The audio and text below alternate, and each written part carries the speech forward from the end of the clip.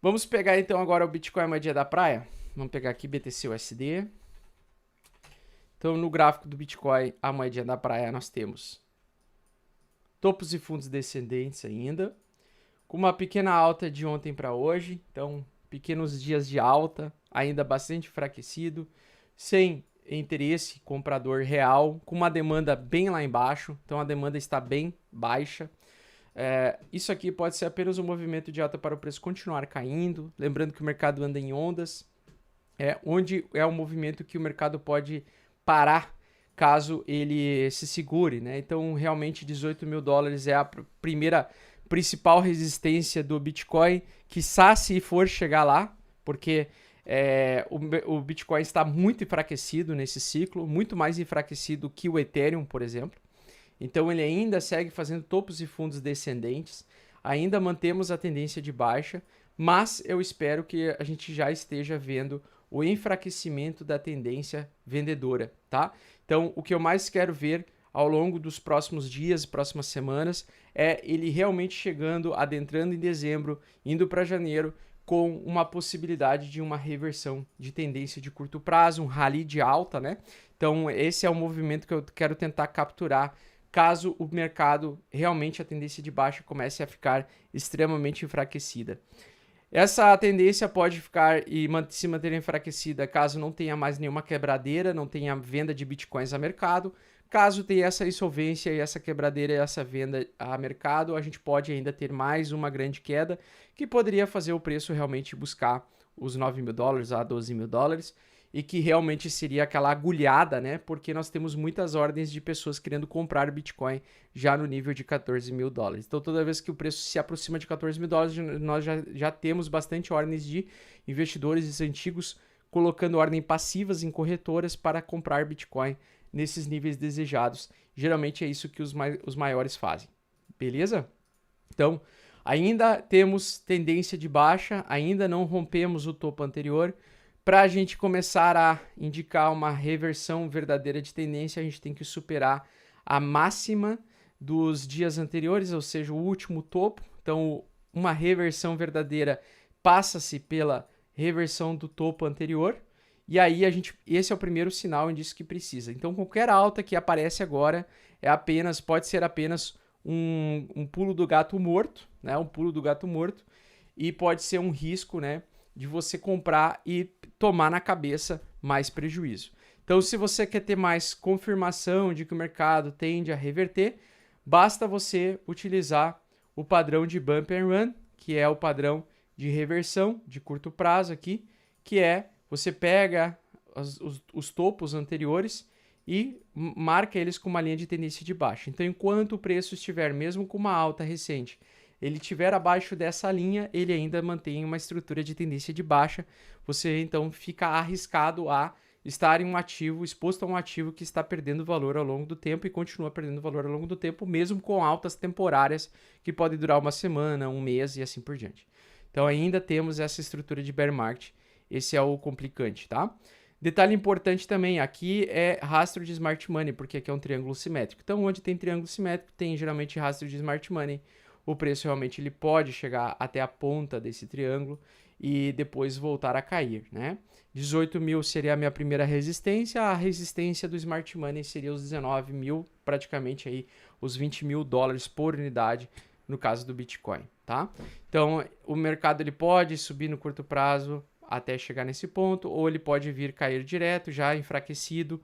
Eu acredito mais nessa tese de que ele está ainda muito enfraquecido, que pode ter uma insolvência a qualquer momento e pode ter uma venda de bitcoins a mercado a qualquer momento, certo? Ele já realizou o long squeeze, que foi esse movimento aqui. Não sei se vai ter outro long squeeze pior do que esse, como o que aconteceu no Covidão, com uma queda de 50% dentro de um dia. Não sei se esse vai ser o caso do Bitcoin. É impossível prever isso. Mas, claro, que se a Grayscale colocar bitcoins a mercado para vender, que fazem parte daqueles 600 mil bitcoins que estão no fundo da Grayscale, pode realmente acontecer uma queda motivada aí pela insolvência dessa corretora, tá? Da Gênesis. Bom, senhores, além disso, então, nós temos o seguinte, eu quero só pegar o resultado aí do Banco Suíço. O Banco Suíço parou de emprestar, então, parou de emprestar dólares para bancos que estavam solicitando empréstimo. A gente tinha visto aí um número de entidades bancárias, 17 entidades bancárias solicitando dólares de empréstimo. Depois da elevação da taxa de juros, nós tivemos ainda zero, né? Ou seja, não tivemos uma continuidade. Então, temporariamente, momentaneamente, podemos dizer que os bancos, né, essas entidades bancárias, elas não estão insolventes, pelo menos temporariamente, é o que mostra aqui. Não sabemos se vai acontecer na próxima semana, toda semana é atualizado esse leilão para solicitar dólares, para bancos centrais menores solicitarem empréstimo para o banco suíço. Então esse é um dos indicadores também que eu gosto de dar uma olhada em situações de recessão, porque em 2008 e no período do Covidão nós tivemos aí um período recorde de semanas após semanas, instituições bancárias solicitando empréstimo, uma quantidade de bilhões de empréstimos todas as semanas. Então agora realmente deu uma estabilizada, tá? Com essa estabilizada, supostamente, o risco de insolvência de algum banco maior pode ter diminuído grandemente e a gente pode talvez ter segurado um pouco o mercado para um cenário de lateralidade no mercado tradicional. Então o mercado tradicional ele tem seguido aí uma tendência de alta de curtíssimo prazo. Bitcoin e Ethereum não acompanharam essa alta do mercado tradicional. Nós estamos vivendo um descolamento do mercado tradicional do mercado de criptomoedas, coisa que não acontecia já há bastante tempo. Eles estavam completamente correlacionados e agora eles estão perdendo a correlação. E aí eu vou falar um negócio legal para vocês. Quando os mercados, quando o S&P 500 e o Bitcoin e o mercado de cripto, eles perdem a sua correlação, eles começam a ficar descorrelacionados, ou seja, o S&P 500, as 500 maiores empresas dos Estados Unidos, elas sobem e o Bitcoin cai, ou faz o oposto, né? Justamente o S&P 500 cai e o Bitcoin sobe. Quando nós temos essa descorrelação acontecendo, geralmente é próximo de reversões majoritárias de tendência, tá? Por isso que eu estou comentando com vocês. O que me interessa hoje é saber e acompanhar a tendência semanal do Bitcoin e ver se ela vai começar a ficar enfraquecida, essa tendência de baixa.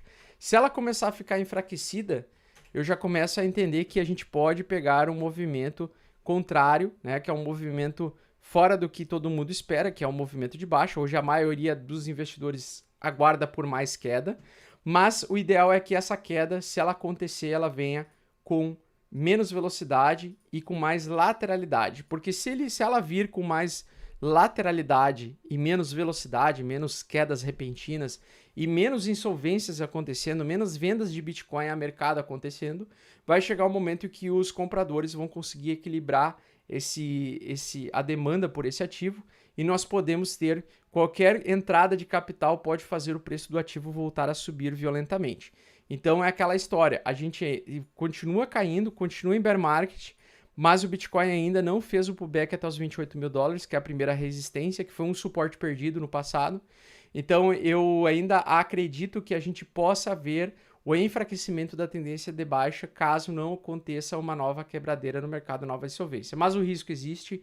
Hoje, quanto mais exposto no mercado cripto, pior, tá? Então não se exponha demais, não compre e coloque todas as reservas financeiras, não tome empréstimo para entrar agora, tá? Tome muito cuidado, porque a gente não sabe quanto tempo vai levar ainda esse bear market. Continuamos fazendo topos e fundos descendentes, continuamos dentro de um contexto de desvalorização do nosso capital exposto em criptomoedas. Por isso que se você quer usar a estratégia de comprar aos poucos para o longo prazo, vai fazendo uma vez por semana, uma vez por mês, com uma pequena parte do seu capital, seja 10, 15, 20% daquele dinheiro que não vai te faltar para você estar dentro do mercado, mas ao mesmo tempo não exposto à ruína, tá? Porque se você colocar toda a tua grana e o mercado cair mais 50%, você vai se apavorar, você vai aceitar vender no prejuízo. E nós já estamos num contexto em que o mercado já está aceitando vender no prejuízo grandemente. Então, em algum momento, em breve, na minha opinião, essa é só minha opinião, eu acredito que nós podemos ter um enfraquecimento do bear market temporariamente para fazer um rally de alta, que pode durar alguns meses, mas ainda precisa chegar nesse ponto, ainda não chegou. Então, e exige muita paciência dos investidores.